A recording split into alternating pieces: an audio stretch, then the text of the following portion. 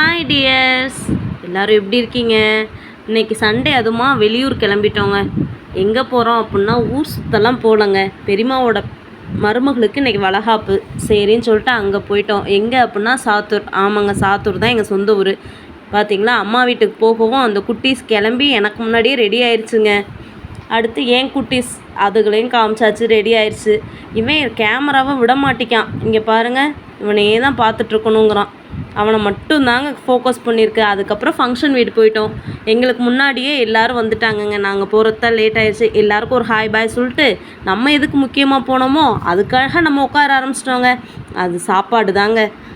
இலையை போட்டு ரொம்ப நேரம் ஆனக்கப்புறம் தாங்க சாப்பாடு வந்தது. என்னன்னு பார்த்தீங்கன்னா நெய்ச்சோறு.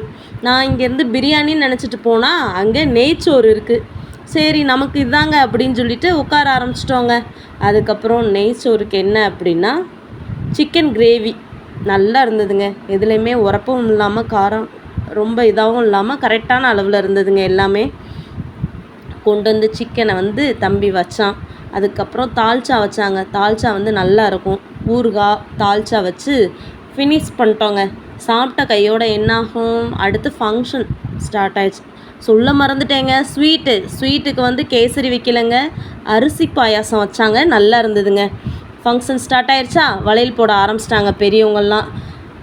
அது எல்லாத்தையும் ஃபோட்டோ எடுத்துகிட்டு நானும் நல்லா என்ஜாய் பண்ணிவிட்டு அடுத்து நானும் போய் ஃபோட்டோ எடுத்தேங்க. ஆனால் அதை எடுக்கலைங்க நான் வீடியோ.